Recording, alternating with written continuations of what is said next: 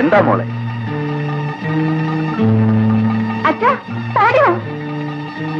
എന്ത് പറ്റി മോളെ? വല്ല അപകടം പറ്റിയതായിരിക്കും. വാ, നമുക്ക് വീട്ടിലേക്ക് കൊണ്ടുപോവാം. എടുക്ക.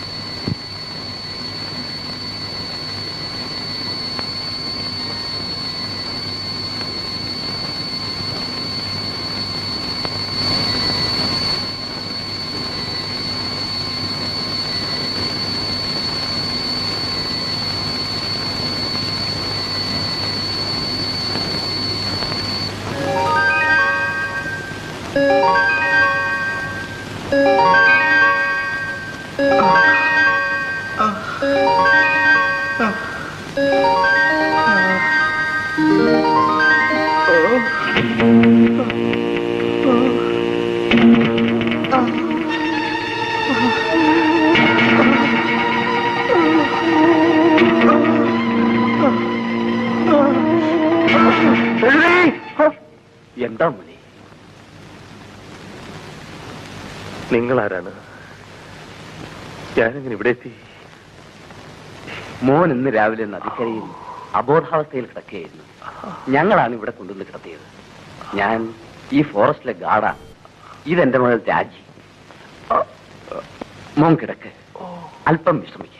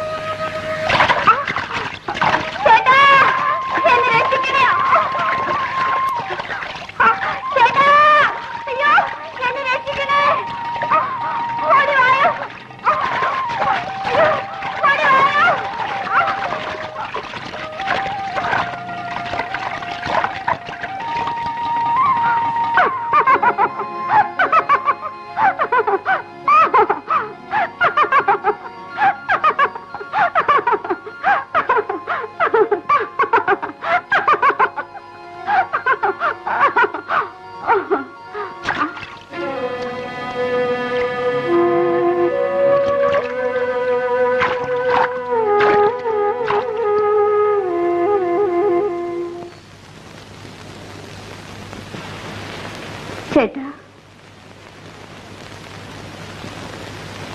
ചേട്ടന് എന്നെ ഇഷ്ടമല്ലേ? ഇഷ്ടമാണ്. പിന്നെ ഞാനിവിടെ നിന്ന് പോകും രാജി. ചേട്ടാ, ചേട്ടൻ ഒരിക്കലും എന്നെ വിട്ടു പോകരുത്. ഇല്ല രാജി, നിനക്കെന്നെ കുറിച്ചൊന്നും അറിഞ്ഞുകൂടാ. എന്റെ ദിവസങ്ങൾ എണ്ണപ്പെട്ടതാണ്. ഞാൻ കാരണം നീ ഒരിക്കലും ദുഃഖിക്കാൻ പാടില്ല. ഒരിക്കലും.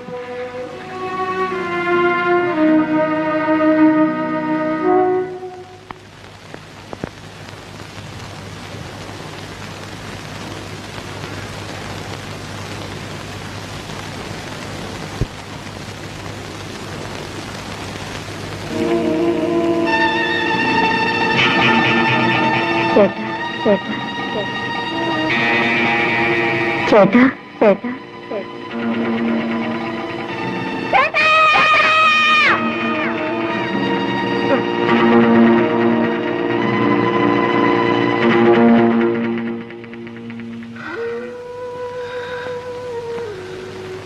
മോനെ, നിനക്കെന്തു പറ്റി? ആരാണ് ഈ രജനി? അമ്മാവ, ജയിൽ ചാടി വന്നൊരു കൊലപ്പുള്ളിയാണ് ഞാൻ. കൊലപ്പുള്ളിയോ? അതെ, ജീവപര്യന്തം തടവിൽ വിധിക്കപ്പെട്ട ഒരു കൊലയാളി.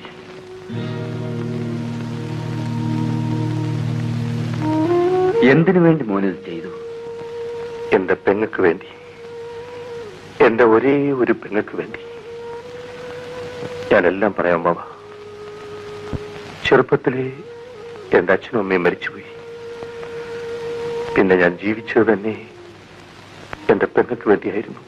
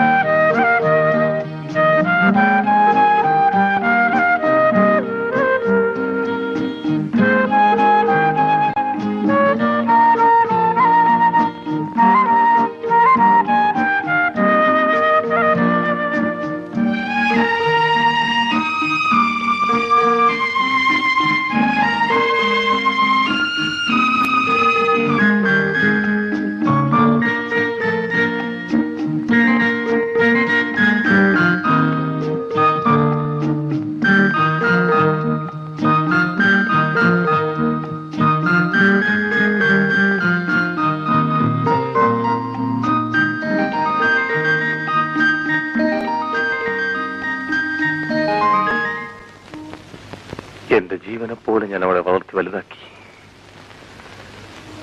ബിസിനസ് കാര്യങ്ങൾ അല്പം തിരക്കൂടിയപ്പോൾ ഞാൻ അവളെ വീടിനടുത്തുള്ള ഒരു ഹോസ്റ്റലിലേക്ക് മാറ്റി താമസിപ്പിച്ചു. പക്ഷേ ഒരു ദിവസം പോലും ഞാൻ അവളെ കാണാതിരുന്നിട്ടില്ല.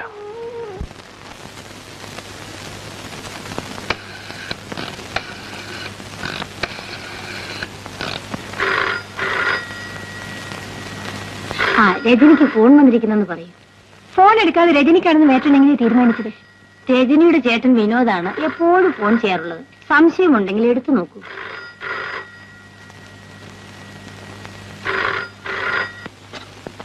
ഹലോ, ആരെയാ വേണ്ടത്? രജനിയോ? വിളിക്കാം. രജനി, എന്താ ഞാൻ പറഞ്ഞ ശരിയല്ലേ? ശരിയാ. രജനി ഫോൺ. ഹലോ.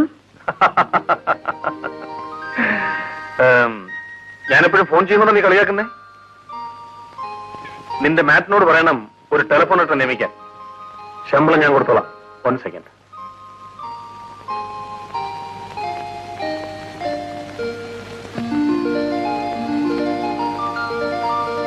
വിസിറ്റേഴ്സ് റൂമിൽ പലരും കാത്തിരിക്കുന്നു.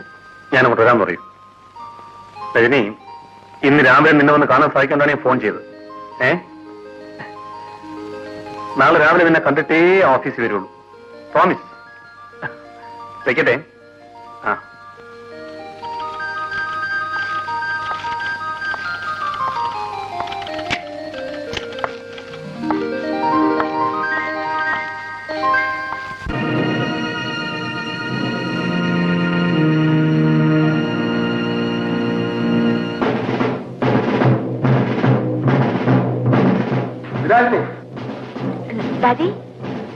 നീ ഇതുവരെ ഹോസ്റ്റലിൽ പോയില്ലേ? പോകാൻ തോന്നുന്നു. റൂമിലുണ്ട്. മണി 9 ആയല്ലോ. 9 മണിക്ക് ബാങ്ക് പോകാൻ പറഞ്ഞല്ലേ? വിളിക്കല്ലേ? വിളിക്കാം. ചേട്ടാ, രാജു വിളിക്കുന്നു. എന്തിനാ? അങ്ങോട്ട് ചെല്ല. 9 മണിക്ക് ബാങ്കിൽ പോകാന്ന് പറഞ്ഞിരുന്നല്ലേ? മണി 9:15. അങ്ങോട്ട് ചെല്ല. വെച്ചിട്ടുണ്ട്. കോളായി. ഡാഡി, നിന്നോട് ബാങ്ക് പോകാൻ പറഞ്ഞില്ലേ? എത്ര മണിക്ക്? 9 മണിക്ക്. ഇപ്പൊ മണി എത്രയായി? 9:15. എന്നിട്ട് എന്തുകൊണ്ട് പോയില്ല? ഞാൻ സ്വന്തം മക്കളായിരുന്നാലും വേലക്കാരായിരുന്നാലും ശരി, എന്റെ മുമ്പിൽ പങ്ക്ച്വലായിരിക്കണം. You understand? Sorry daddy. നീ ബാങ്കിൽ പോയി വരുന്ന വഴിക്ക് ഫാക്ടറിയിലേക്ക് വരും. I will be there.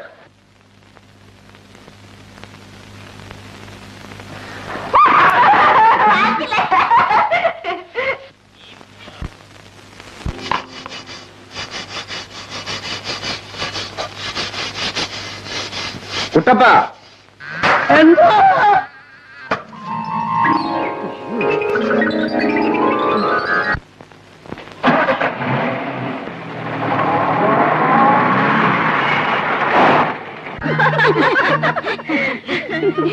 ഞാനിട്ട് തരാം.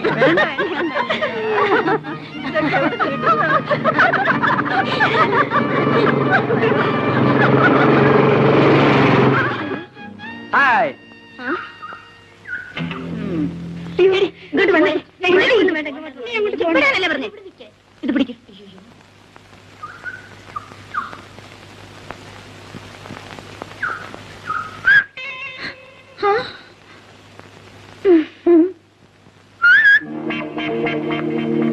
ഞാനൊന്ന് കാണാൻ കൊതിച്ചിരിക്കുകയായിരുന്നു. എന്നെയോ?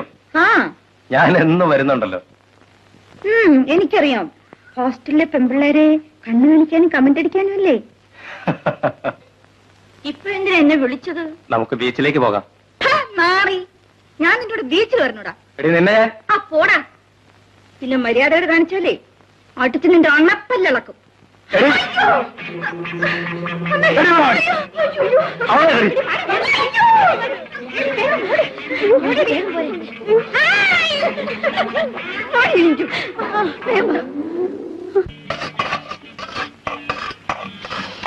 മാഗി, ഞാൻ ഇന്നലെ ഒരു സ്വപ്നം കണ്ടു. എന്ത് സ്വപ്നം? നമ്മൾ രണ്ടുപേരുടെയും കല്യാണം കഴിഞ്ഞ് ഹണിമൂണിനായി നമ്മൾ ഊട്ടിയിലേക്ക് പോയിരുന്നു. സ്വപ്നം കണ്ടിരുന്നാ മതിയോ? മാഗി, ഊട്ടിയിലേക്ക് കൊണ്ടുപോകാൻ കഴിഞ്ഞില്ലെങ്കിലും നമ്മളെ കല്യാണം കഴിഞ്ഞ് ഒരാഴ്ചയെങ്കിലും നിന്നെ ഈ അടുക്കളയിൽ നിന്ന് മാറ്റി ഈ സിറ്റിയിലെ ഏതെങ്കിലും ഒരു ഹോട്ടൽ മുറിയിൽ ഞാൻ താമസിപ്പിച്ചു.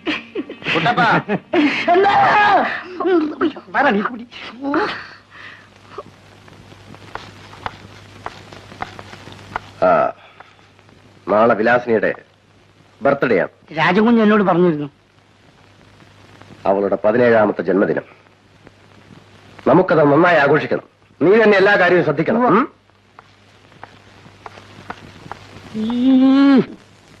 മാട്രൻ, നിങ്ങൾ ഫീസ് എത്ര കൂട്ടിയാലും എനിക്ക് വിരോധമില്ല.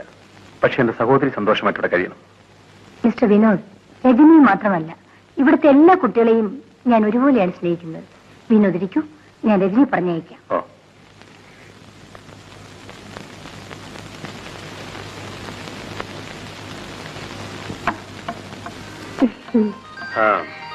നിനക്ക് ഷോപ്പിങ്ങിന് പോകണമെന്ന് പറയുന്നതാണ് ഞാൻ വന്നത്. വേഗം വാ, പോയിട്ട്. ചേട്ടാ, ഇതാണ് എന്റെ ഫ്രണ്ട് വിലാസിനി. ഇവിടെ ബർത്ത്ഡേക്കാണ് അന്ന് ഞാൻ പോയിരുന്നത്. നമസ്കാരം. ചേട്ടാ, ഇവളാണ് എന്റെ അടുത്ത കൂട്ടുകാരി. നീ വാ. രജനിയുടെ ചേട്ടന് മനുഷ്യരുമായി ഒരു ബന്ധവുമില്ലെന്ന് തോന്നുന്നു. എന്താ? ഒരു പരുക്കൻ സ്റ്റൈലാണല്ലോ. അല്പം പരുക്കനാണെന്ന് വെച്ചോ. രജനിയെ പോലെ ആയിരിക്കും അവളുടെ ചേട്ടനും എന്നാണ് ഞാൻ വിചാരിച്ചത്. രജനി പോലെ എങ്ങനെയാവും? ഞാനൊരു പുരുഷനല്ലേ. സിനുവേട്ടൻ തമാശ പറയുന്നല്ലേ വിലാസിനി? മതി, നീ വാ.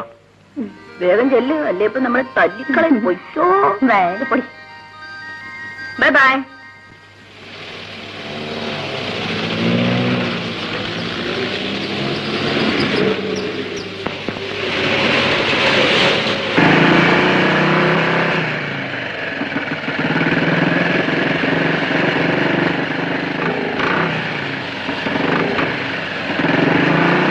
Bye bye.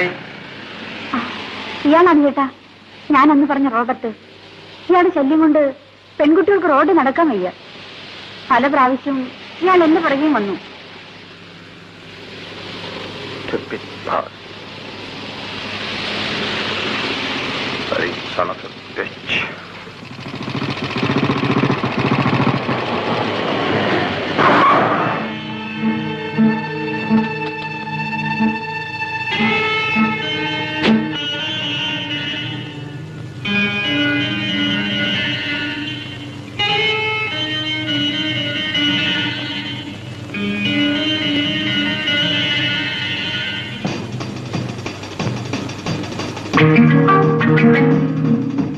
Thank you.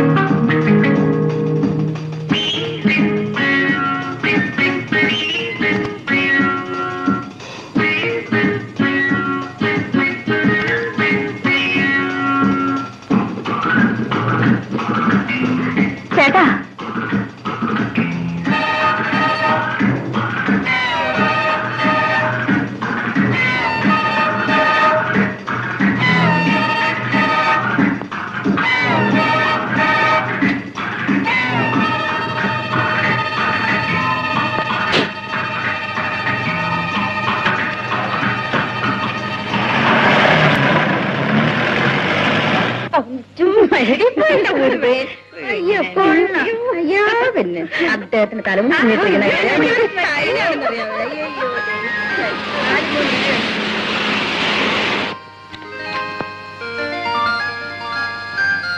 ഒന്ന് 2 3 അയ്യോടെ ഒരു തുണിക്കട മുഴുവൻ വാങ്ങിച്ചുകൊണ്ട് വന്നിട്ടുണ്ടല്ലോ. എനിക്ക് 2 സാരി മതിയെന്ന് ചേട്ടനോട് പറഞ്ഞതാ, കേക്കണ്ടേ? ബാക്കിയുള്ള നിന്റെ ചേട്ടൻ എനിക്ക് വേണ്ടി വാങ്ങിച്ചായിരിക്കും അല്ലേ? നിനക്ക് ആവശ്യമുള്ളത് എടുത്തു. ഓ, നിന്റെ ഈ പരുക്കൻ ചേട്ടന്റെ സാരി അന്തസ്സുള്ളവരാരെങ്കിലും വാങ്ങിക്കോടി. ഞാൻ പോന്നേ, പിന്നെ ഫോൺ ചെയ്യാം.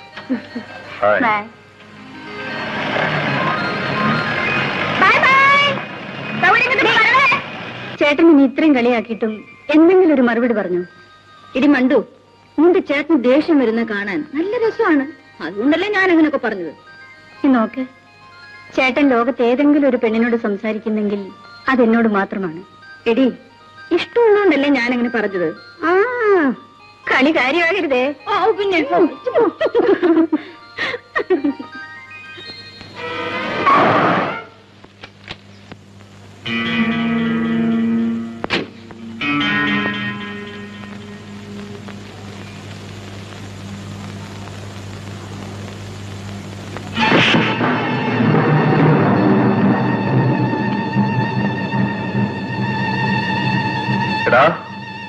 ഇനി എപ്പോഴെങ്കിലും എന്റെ പെങ്ങളെ നീ ശല്യപ്പെടുത്തിയാൽ ചവിടി നിന്നെ നട്ടലിയാൻ ഓടിക്കുന്നു.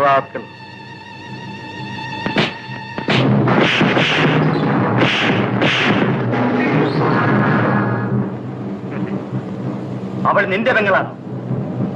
ശരി, അവളെ ഞാൻ കണ്ടോളാം.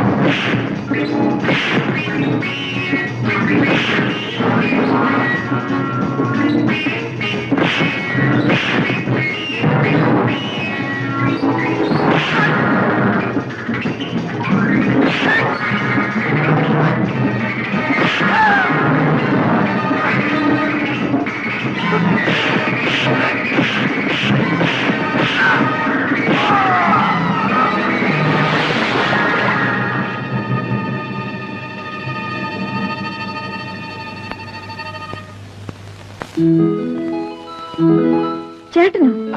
വീട്ടിൽ വല്ല വിശേഷമുണ്ടോ? ഒന്നുമില്ല. പിന്നെ നിന്നെ കാണണമെന്ന് തോന്നി വന്നു. ചേട്ടൻ ഇതുവരെ എന്നെ കാണാൻ ഇങ്ങോട്ട് വന്നിട്ടില്ലല്ലോ. അല്ല, ആ, നിന്നെ കാണുന്ന കൂട്ടത്തിൽ അന്ന് ബർത്ത്ഡേക്ക് വന്നവർക്ക് നന്ദി വാക്ക് പറയാമല്ലോ. അത് പാർട്ടി നടന്ന ദിവസം തന്നെ പറഞ്ഞതല്ലേ. എന്നാലും എന്തിനാ ചേട്ടാ വീണടുത്ത് കിടന്ന് വിദ്യ കാണിക്കുന്നത്? ചേട്ടൻ ആരെയാ കാണാൻ വന്നിരിക്കുന്നത് എനിക്ക് നല്ലപോലെ അറിയാം. ആരെയാ? രജനികാന്ത്. വിളിക്കട്ടെ? രജനി, നീ എന്തായി കാണിക്കുന്നത്? ചുമ്മാ വിടുന്നാണ് കേട്ടോ. രജനി. അല്ല, ഇതാര്? രാജേട്ടനോ? എപ്പോഴാ വന്നത്? നിനക്ക് വേണ്ടി തപസ്സിരിക്കല്ലായിരുന്നോ ഇവിടെ? എന്നാലേ ഞാനിനി സ്വർഗത്തിലെ കട്ടും പോകുന്നില്ല. ഞാൻ പോണം. ഓ, വിട്ടെന്ന് ചൊല്ലിക്കും.